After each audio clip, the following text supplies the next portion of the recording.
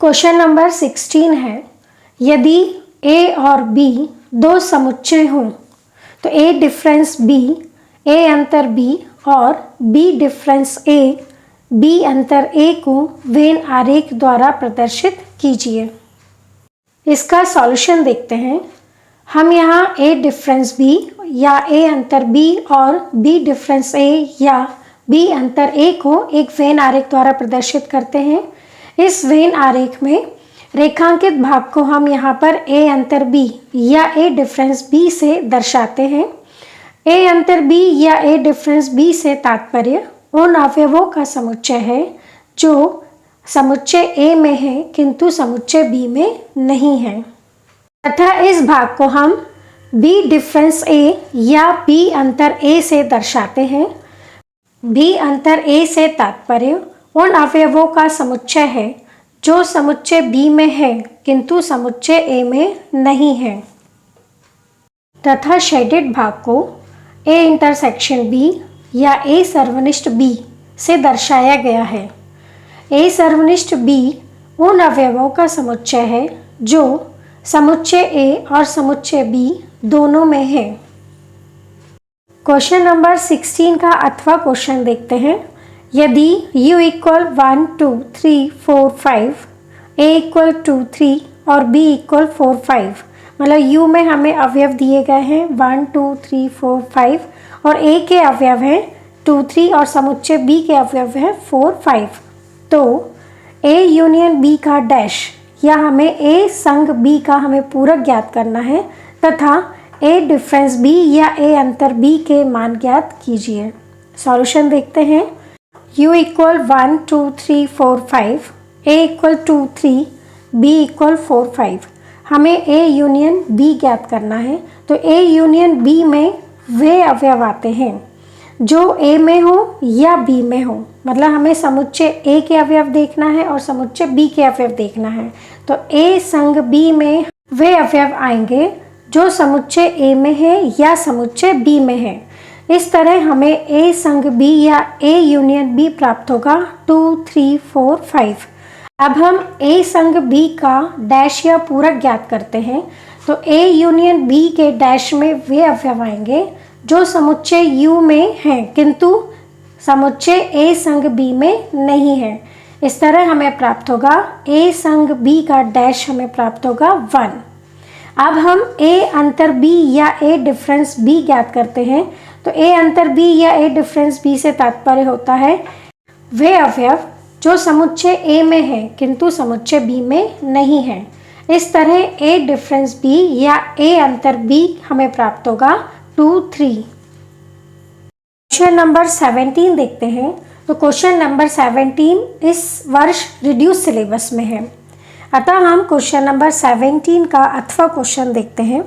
यदि u equal 1 2 3 4 5 6 7 8 9 और a समुच्चय में अवयव है 2 4 6 8 और b समुच्चय में हमें अवयव दिए गए हैं 2 3 5 7, तो सत्यापित कीजिए कि a सर्वनिष्ठ b का पूरक या a इंटरसेक्शन b का dash is equal to a dash union b dash, मतलब a डैश संग b डैश। सॉल्यूशन देखते हैं। हमें u समुच्चय में सार्वत्रिक समुच्चय u है, तो हमें इसमें अवयव दिए गए हैं 1 2 3 4 5 6 7 8 9 और समुच्चय a में अवयव दिए हैं 2 4 6 8 और समुच्चय b में अवयव हैं 2 3 5 7। सबसे पहले हम a सर्वनिष्ठ b या a इंटरसेक्शन b ज्ञात करते हैं, तो a सर्वनिष्ठ b में वे अवयव आएंगे जो समुच्चय a और समुच्चय b दोनों में हो। तो इस तरह यहाँ पर हम देख रहे हैं कि a सर्वनिष्ठ b हमें प्राप्त होगा 2। अब हम a इंटरसेक्शन b का डैश निकालते हैं, तो a इंटरसेक्शन b के डैश में वे अवयव आएंगे जो u में है किंतु a सर्वनिष्ठ b में नहीं है। इस तरह हमें प्राप्त होगा 1 3 4 5 6 7 8 9। यहाँ पर दो अवयव नहीं लेंगे हम इसमें। अब हम a डैश निकालते हैं, तो a डैश में समुच्चय a डैश में वे अवयव आएंगे जो u में है किंतु a में नहीं है। इस तरह हमें प्राप्त होगा 1 3 5 7 9। अब हम बी डैश ज्ञात करते हैं, तो समुच्चय बी डैश में वे अवयव आएंगे जो यू में है किंतु बी में नहीं है। अतः इस तरह हमें प्राप्त होगा बी डैश इक्वल टू 1, 4, 6, 8, 9। अब हम ए डैश यूनियन बी डैश निकालते हैं। ए डैश यूनियन बी डैश ज्ञात करेंगे तब हमें प्राप्त होगा उन अवयवों का समुच्चय हमें यहाँ प्राप्त होगा जो ए डैश या बी डैश में है। तो इस तरह हमें प्राप्त होगा 1, 3, 4, 5, 6, 7, 8, 9। अब हम इसे इक्वेशन 2 दे देते हैं। अब हम यहाँ देख रहे हैं इक्वेशन 1 और 2 से राइट हैंड साइड में दोनों ही अवयव समान आए हैं। इस तरह लेफ्ट हैंड साइड भी इक्वल होंगे। इस तरह हम लिख सकते हैं ए सर्वनिष्ठ बी का dash is equal to A dash union B dash. Question number 18 है, कक्षा 11th के प्रथम सत्र व द्वितीय सत्र की परीक्षाओं में एक छात्र के प्राप्तांक क्रमशः 62 और 48 हैं। वह न्यूनतम अंक ज्ञात कीजिए जिसे वार्षिक परीक्षा में पाकर वह छात्र 60 अंक का न्यूनतम औसत प्राप्त कर सके। सॉल्यूशन देखते हैं। माना कि छात्र वार्षिक परीक्षा में x अंक प्राप्त करता है, तब जो हमें यहाँ पर प्रथम सत्र और द्वितीय सत्र के हमें अंक दिए हैं वो है 62 और 48, और हमें वार्षिक परीक्षा में हमने माना है कि उसको x अंक जो है वो प्राप्त करता है। अब हम यदि इनका औसत निकालते हैं तो हमें प्राप्त होगा 62 + 48 + x अपॉन 3, क्योंकि यहाँ पर 3 अंक हो गए, प्रथम सत्र के, द्वितीय सत्र के और वार्षिक अंक x। इस तरह हमें औसत प्राप्त होगा 62 + 48 + x अपॉन 3। अब न्यूनतम अंक हमें 60 चाहिए, हमें औसत मिला है वो ग्रेटर होगा या इक्वल होगा, है ना, इज ग्रेटर देन और इक्वल 60। इस तरह हमें प्राप्त हुआ 62 + 48 + x upon 3 is greater than और इक्वल 60।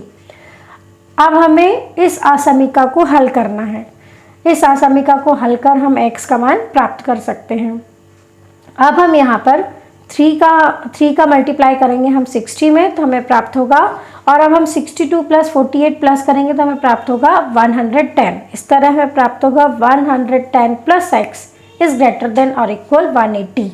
अब हम 110 का ट्रांसफर करेंगे तो हमें प्राप्त होगा x इज ग्रेटर देन और इक्वल 180 - 110, और x इज ग्रेटर देन और इक्वल 70, तो 180 - 110 होता है 70। अब हमें यहाँ पर x हमें प्राप्त हुआ x इज ग्रेटर देन और इक्वल 70, मतलब x जो है या तो 70 से बड़ा होगा या उससे बराबर होगा। इस प्रकार उस छात्र को वार्षिक परीक्षा में न्यूनतम 70 अंक प्राप्त करने चाहिए।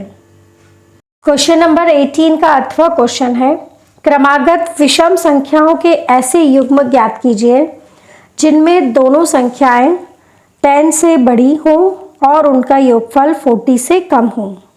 सॉल्यूशन देखते हैं। माना दो क्रमागत विषम प्राकृत संख्याओं में छोटी विषम संख्या x है और इस प्रकार दूसरी विषम संख्या x + 2 है। प्रश्नानुसार हमें ज्ञात है कि x इज ग्रेटर देन 10, इसे हम 1 दे देते हैं, ये हमारी असमीका 1 है, तथा इन दोनों का योग 40 से छोटा लेस है। तो इस तरह हमें प्राप्त होगा x + x + 2 is less than 40। अब हम इसे हल कर लेते हैं, तो x + x होगा 2x, तो इस तरह हमें प्राप्त होगा 2x + 2 इज लेस देन 40। अब हम यहाँ पर 2 को कॉमन ले लेते हैं तो हमें प्राप्त होगा 2 × x + 1 इज लेस देन 40। अब 2 से हम डिवाइड कर देंगे तो हमें प्राप्त होगा x + 1 इज लेस देन 40/2, और 40/2 होगा 20। तो इस तरह हमें प्राप्त हुआ x + 1 इज लेस देन 20, और +1 का हम ट्रांसफर करेंगे तो हमें प्राप्त होगा x इज लेस देन 20 - 1, और 20 - 1 होता है 19। इस तरह हमें प्राप्त हुआ x इज लेस देन 19। इसे हम असमीका नंबर 2 दे देते हैं, तब हम 1 और 2 से लिख सकते हैं x is greater than 10 and x is less than 19। इस प्रकार विषम संख्या x के अभिष्ट मान 10 और 19 के बीच है, इसलिए सभी संभव अभिष्ट जोड़े हमें प्राप्त होंगे 11 13, 13 15, 15 17, 17 19। क्वेश्चन नंबर 19 है, 0 से 9 तक के अंकों का प्रयोग करके कितने 5 अंकीय टेलीफोन नंबर बनाए जा सकते हैं यदि प्रत्येक नंबर 6-7 से प्रारंभ होता है और कोई अंक एक बार से अधिक नहीं आता है। सॉल्यूशन देखते हैं। देखिए 0 से 9 तक के कुल अंक 10 हैं। 0, 1, 2, 3, 4, 5, 6, 7, 8, 9। अब हमें यहाँ पर 5 अंकीय टेलीफोन नंबर हमें बनाना है। तो हम यहाँ पर 5 बॉक्स बना लेते हैं। यहाँ पर हम देख रहे हैं कि प्रत्येक नंबर 6-7 से प्रारंभ हो रहा है। तब यहाँ पर फर्स्ट और सेकंड जो बॉक्स है हमारा उसमें 6-7 यहाँ पर हम लिख देते हैं। फर्स्ट बॉक्स में हमने लिखा 6 और सेकंड बॉक्स में लिखा 7। यहाँ पर ये दोनों बॉक्स के नंबर 6 और 7 फिक्स हैं क्योंकि प्रत्येक नंबर 6-7 से प्रारंभ हो रहा है। अब हमें 6-7 के बाद 3 बॉक्स जो है वो खाली दिखाई दे रहे हैं। अब हम इन खाली बॉक्स को अब हम तीसरे स्थान को बाकी के 10 अंक में से हमारे 2 अंक जो है फिक्स हो गए तो बाकी बचे 8 अंक। तो जो तीसरा बॉक्स है उसको हम 8 तरीकों से, स्थान जो हमारा जो चौथा बॉक्स है उसको हम 7 तरीकों से, तथा जो हमारा पांचवा बॉक्स है उसको हम 6 तरीकों से भर सकते हैं। अतः 5 अंकीय या 5 अंकीय टेलीफोन नंबरों की हमारी संख्या प्राप्त होगी 8 × 7 × 6 इज इक्वल टू होता है 336। इस तरह हमारा आंसर हमें प्राप्त हुआ 336। क्वेश्चन नंबर 19 का अथवा क्वेश्चन देखते हैं।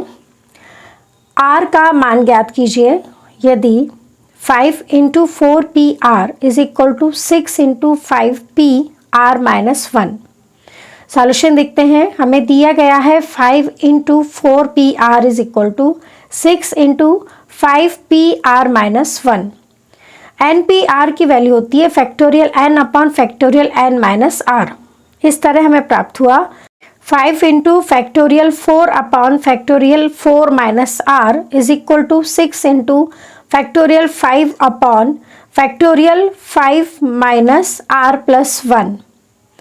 अब हम 5 × फैक्टोरियल 4 को लिख सकते हैं फैक्टोरियल 5। इस तरह हमें प्राप्त हुआ factorial 5 upon factorial 4 minus r। अब हम फैक्टोरियल 5 माइनस r प्लस 1 में से हम 5 माइनस r प्लस 1 को हम बाहर निकालते हैं तो हमें प्राप्त होगा factorial 5 minus r plus 1 minus 1। तो प्लस 1 माइनस 1 से कैंसिल हो जाएगा तो हमें प्राप्त होगा फैक्टोरियल 5 माइनस r। अब हम फैक्टोरियल 5 माइनस r में से 5 माइनस r को बाहर निकाल लेंगे तो हमें प्राप्त होगा फैक्टोरियल 5 माइनस r माइनस 1। इस तरह हमें प्राप्त होगा factorial 5 upon factorial 4 minus r is equal to 6 × factorial 5 upon 5 minus r plus 1 × 5 minus r × factorial 5 minus r minus 1। और 5 में से -1 जाएगा तो हमें प्राप्त होगा फैक्टोरियल 4 माइनस r। अब हमें प्राप्त हुआ 1 अपॉन फैक्टोरियल 4 माइनस r। इसके हम पहले देख रहे हैं फैक्टोरियल 5 से फैक्टोरियल 5 हमने कैंसिल कर दिया। इस तरह में प्राप्त हुआ 1 upon factorial 4 minus r is equal to 6 upon, अब 5 प्लस 1 6 होगा तो 6 माइनस r प्राप्त होगा तो 6 minus r into 5 minus r into factorial 4 minus r। और फैक्टोरियल 4 माइनस r से फैक्टोरियल 4 माइनस r कैंसिल हो जाता है। इस तरह हमें प्राप्त हुआ 6 minus r into 5 minus r equal to 6। अब हम 6 माइनस r और 5 माइनस r का मल्टीप्लाई कर देंगे तो हमें प्राप्त होगा 30 minus 6r minus 5r plus r square equal to 6। Minus 6r minus 5r होता है माइनस 11r। तो इस तरह हमें प्राप्त हुआ r square minus 11r plus 30 minus 6 और 30 माइनस 6 होता है 24। तब हमें प्राप्त हुआ r square minus 11r plus 30 minus 6 equal to 0। r square minus 11r plus 24 is equal to 0। अब हम मध्य पद को 2 भागों में बांटते हैं तो हमें प्राप्त होगा r square minus 8r minus 3r plus 24 is equal to 0। क्योंकि 8 और 3 का मल्टीप्लाई करने पर हमें 24 प्राप्त होगा और 8 और 3 माइनस 8r माइनस 3r हमें प्राप्त होगा माइनस 11r। अब हम 2 पदों को एक साथ रखेंगे तो हमें प्राप्त होगा r square minus 8r minus 3r minus 24। Is equal to 0।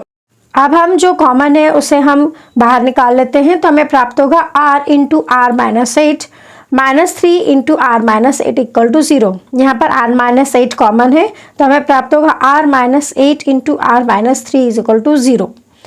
अब r माइनस 8 इक्वल टू 0 रखेंगे तो हमें प्राप्त होगा r इक्वल टू 8, और r minus 3 is equal to 0 रखेंगे तो हमें प्राप्त होगा r इक्वल टू 3। अतः हमें r इक्वल टू 8 और 3 प्राप्त होते हैं। अतः हमारा आंसर है r इज इक्वल टू 8 और 3। क्वेश्चन नंबर 20 है, यदि दो वृत्तों का चापों की लंबाई समान हो और वे अपने केंद्र पर क्रमशः 60 डिग्री तथा 75 डिग्री का कोण बनाते हैं तो उनकी त्रिज्याओं का अनुपात ज्ञात कीजिए। सॉल्यूशन देखते हैं। हम यहाँ दो वृत्त बना लेते हैं।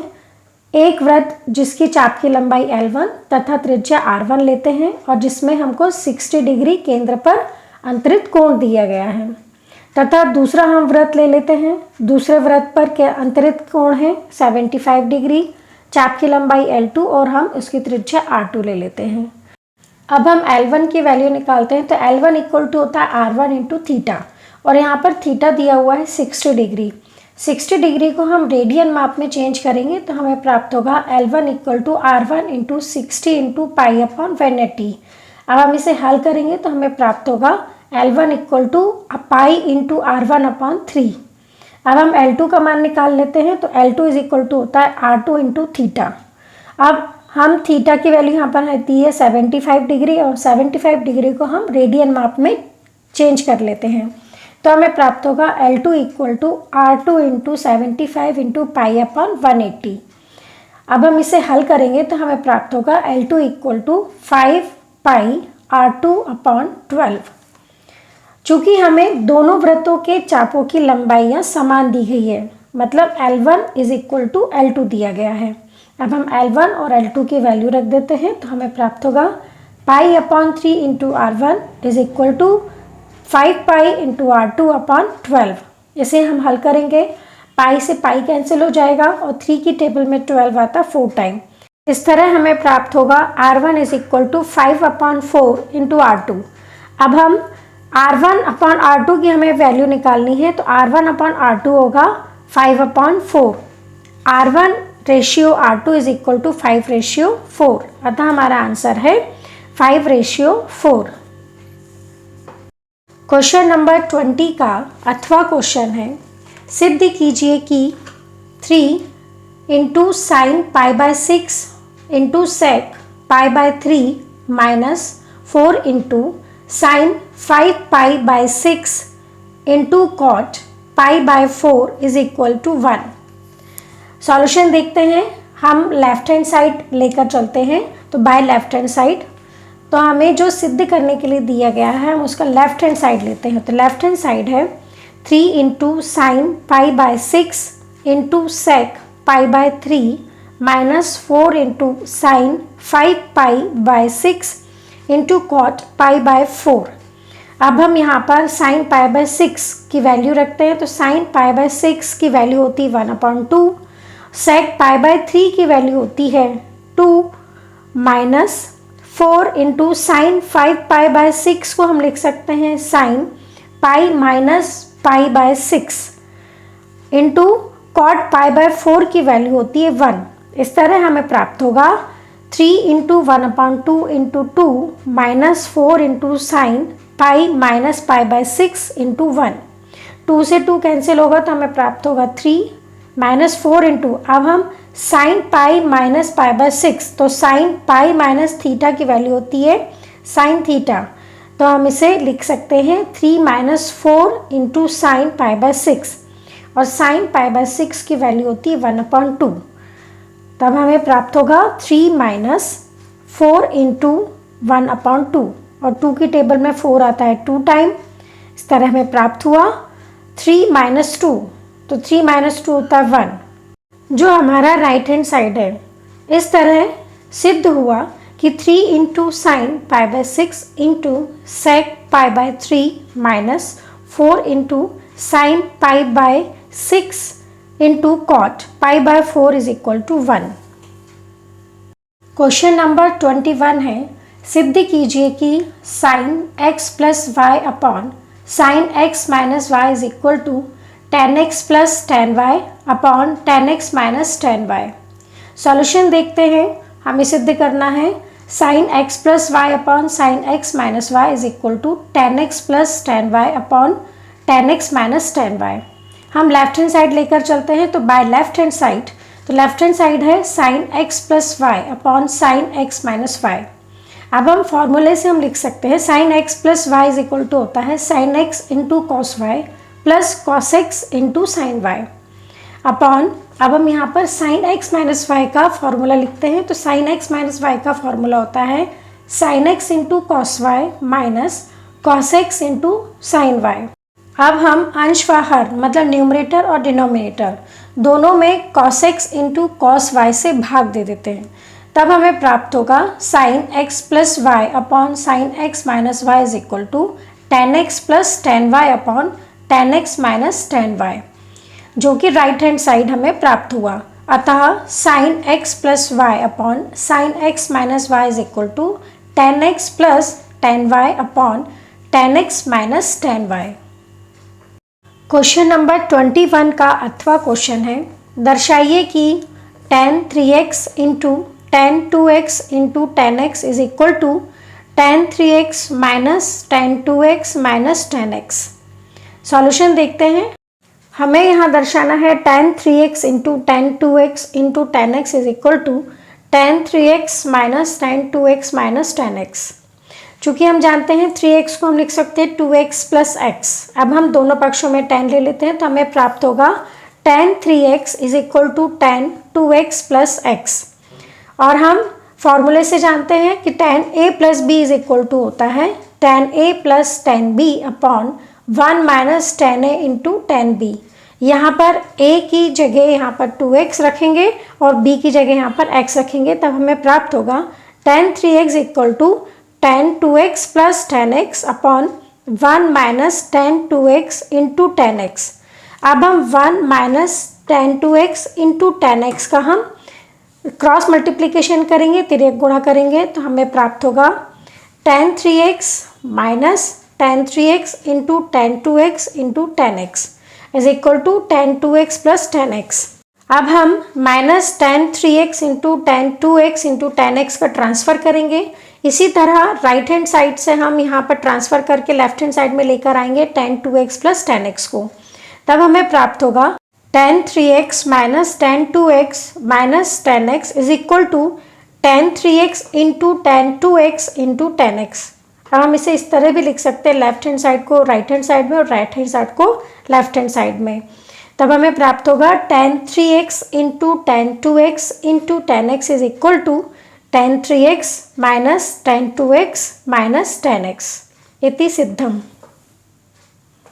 क्वेश्चन नंबर 22 है, i to the power 18 plus 1 upon i to the power 25 and whole to the power 3 का मान ज्ञात कीजिए। सॉल्यूशन देखते हैं।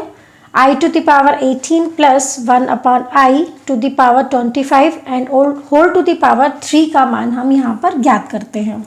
सबसे पहले हम 1 अपॉन i का मान ज्ञात करेंगे, तो 1 upon i is equal to, अब हम अंश व हर मतलब न्यूमरेटर और डिनोमिनेटर दोनों में ही i का मल्टीप्लाई कर देते हैं, तब हमें प्राप्त होता है 1 upon i into I upon I.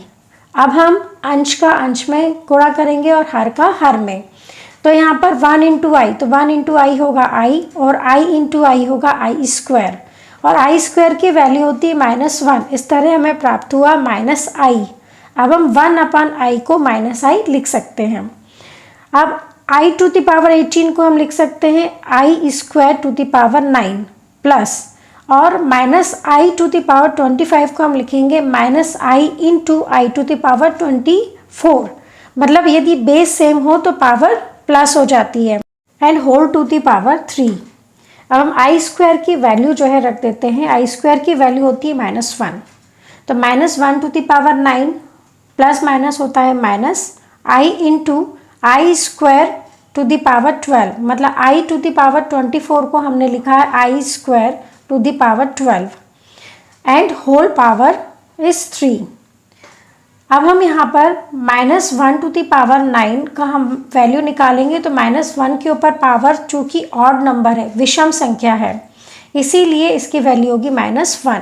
तो -1 minus I into I square की वैल्यू हम -1 रख देंगे, तो -1⁻12 and whole to the power 3। -1 तो यहाँ पे 12 इवन नंबर है, तो -1 के ऊपर यदि सम संख्या की पावर हो तो इसकी वैल्यू होती है 1। इस तरह हमें प्राप्त हुआ -1 minus I to the power 3।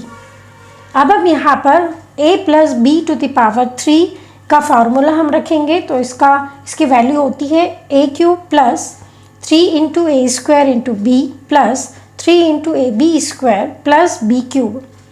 यहाँ पर हम a की वैल्यू -1 रखेंगे और b की वैल्यू हम -i रखेंगे। इस तरह हमें प्राप्त होगा -1 to the power 3 plus 3 into -1 to the power 2 into -i plus 3 into -1 into -i to the power 2 plus -i to the power 3।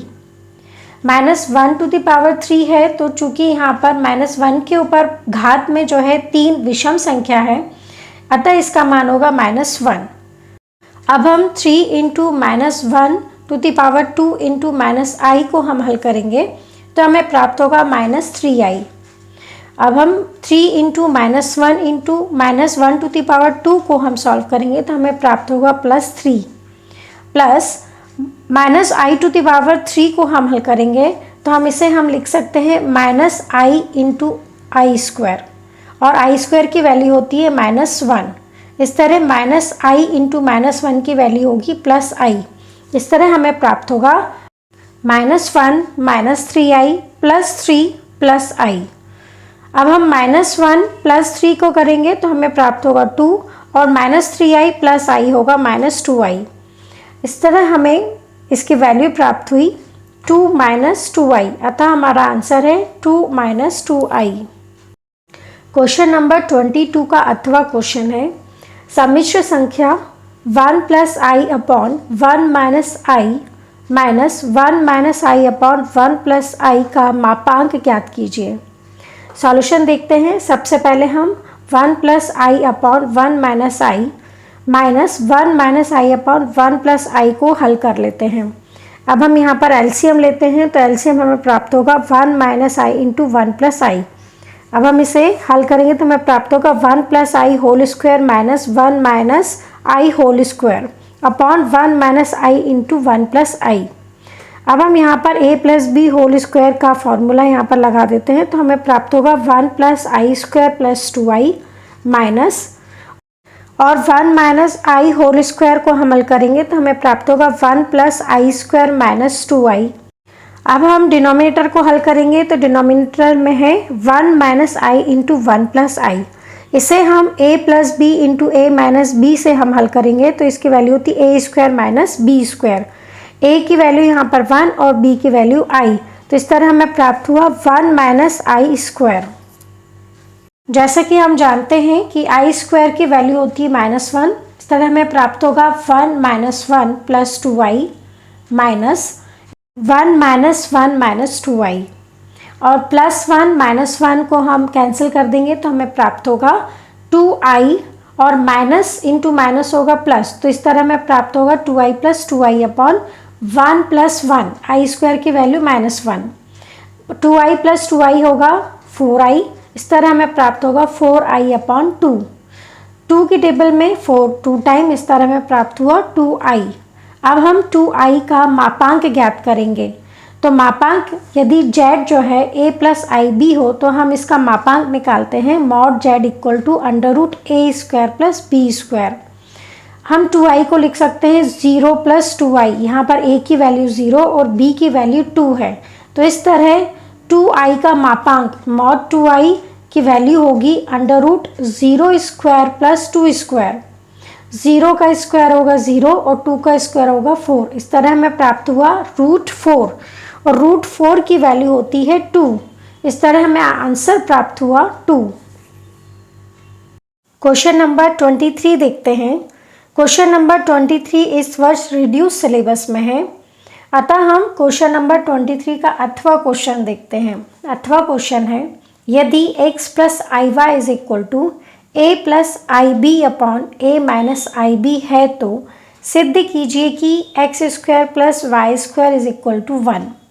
Solution देखते हैं। x plus I Y equal to A plus I B upon A minus I B दिया हुआ है। अब हम इसका हर का परिमेयकरण करते हैं तो हमें प्राप्त होगा a plus I B upon A minus I B into A plus I B upon A plus I B. चूँकि डिनोमिनेटर में a माइनस आई बी है इसलिए हमने a प्लस आई बी से न्यूमरेटर और डिनोमिनेटर दोनों में ही मल्टीप्लाई किया है। अब हम न्यूमरेटर का न्यूमरेटर में अर्थात अंश का अंश में गुणा और डिनोमिनेटर का डिनोमिनेटर में गुणा, मतलब हर का हर में गुणा करेंगे। तब हमें प्राप्त होगा a square plus i a b minus b square upon a square plus B square. अब हम इसे हल करेंगे तो हमें प्राप्त होगा a square minus b square plus 2ab upon a square plus B square. अब हम यहाँ पर रियल पार्ट और इमेजनरी पार्ट, मतलब वास्तविक भाग और काल्पनिक भाग को हम अलग अलग करेंगे। तब हमें प्राप्त होगा a square minus b square upon a square plus B square plus 2ab upon a square plus B square into i. x plus I y की हमें वैल्यू प्राप्त हुई है। अब हम x माइनस आई वाई को हम यहाँ पर लिख सकते हैं a square minus b square upon a square plus B square minus 2ab upon a square plus B square into i. हमें यहाँ पर x square plus Y square की वैल्यू प्राप्त करनी है, उसका मान ज्ञात करना है। तब हम x square plus Y square को लिख सकते हैं x plus I y into x minus i y. अब हम x प्लस आई वाई और x माइनस आई वाई की वैल्यू रख देते हैं।